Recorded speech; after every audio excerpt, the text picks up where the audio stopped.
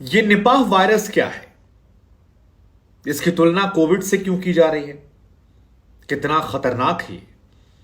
इसके लक्षण क्या हैं? कैसे पता लगे कि निपाह हो गया? इससे बचाव कैसे किया जाए? ये वीडियो जो है ये आपको डराने के लिए नहीं है। ये वीडियो माहौल बनाकर आपसे लाइक, फॉलोवर या शेयर करवाने के लिए नहीं है। ये वीडियो आपको जानकारी देने के लिए। और वैसे भी सनसनी फैलाना बहुत लोगों का काम है, हम उस चीजों से आगे बढ़ चुके हैं। दरअसल निपाह वायरस को लेकर एक बड़ी इंपॉर्टेंट जानकारी जो है वो निकल कर आई Indian council of medical research यानी आईसीएमआर से। और आईसीएमआर की तरफ से कहा गया कि निपाह वायरस जो है इससे डेथ परसेंटेज की जो मृत्यु दर है वो 40 से 70% है।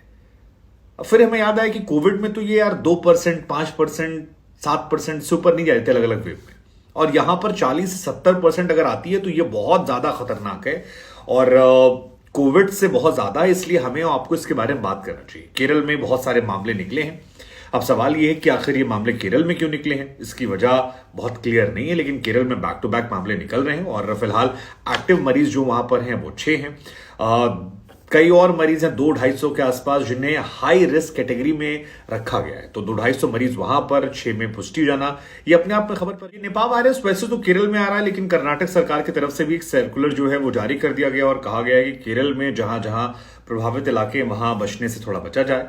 केरल में कई और जगह हैं जहां पर भी कहा गया है कि थोड़ा सा जांच पड़ताल तेज रखी जाए, जैसे मैसूर में कहा गया है, दक्षिण कन्नड़ में, कोडागू में, तमाम जगहों पर है। लेकिन आपके मन में सवाल होगा कि भाई क्या क्या लक्षण इसके हो सकते हैं और कैसे कैसे उन्हें हम समझें, जाने। तो एक कॉमन लक्षण जो है वो कोविड वाला है कि बुखार इसमें आपको पकड़ता है। दूसरा कॉमन लक्षण जो है वो है सिरदर्द का, कि आपको बहुत ज्यादा सिरदर्द हो जाएगा अगर ये निपाह वायरस आपको अपनी चपेट में ले रहा है। तीसरा सिरदर्द ये है कि तीसरा मतलब वजह जो है वो ये है कि सांस लेने में आपको तकलीफ होने लगेगी, थोड़ी सी उलझन होगी। खांसी और गला जो है वो आपका ज्यादा परेशान करने लगेगा।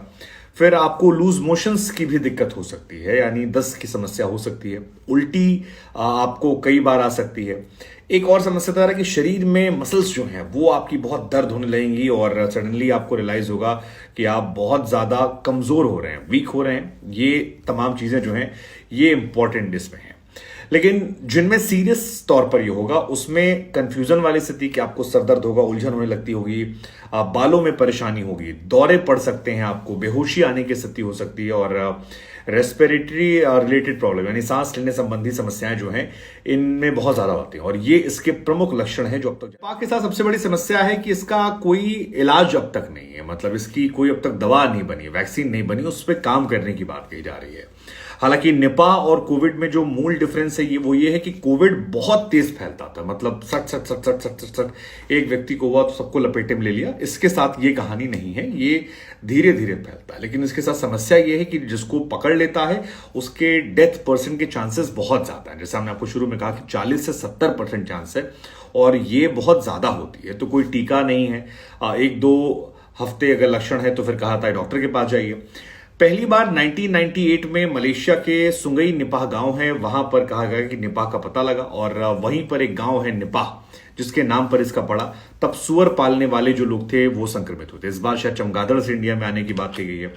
मुख्यतः वहां पर ये रहा, फिर मलेशिया गया। मलेशिया में पालतू जानवर जैसे कि कुत्ता, बिल्ली, घोड़े, वहां से इंजेक्शन निकल कर आए। सिंगापुर में वायरस पता लगा। 2001 में बांग्लादेश में इसके कई मरीज मिले थे और वहां से भी इसने काफी ज्यादा परेशान किया था।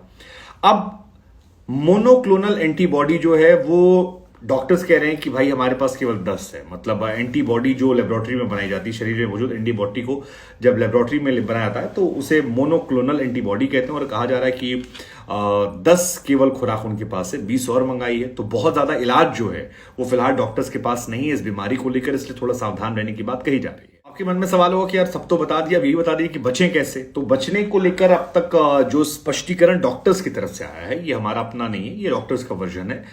उसमें वही बुनियादी बातें कही गई हैं जिसमें कहा गया कि आप अपने हाथों को बार बार धो लीजिए, मास्क लगाइए, सैनिटाइजर का इस्तेमाल कीजिए।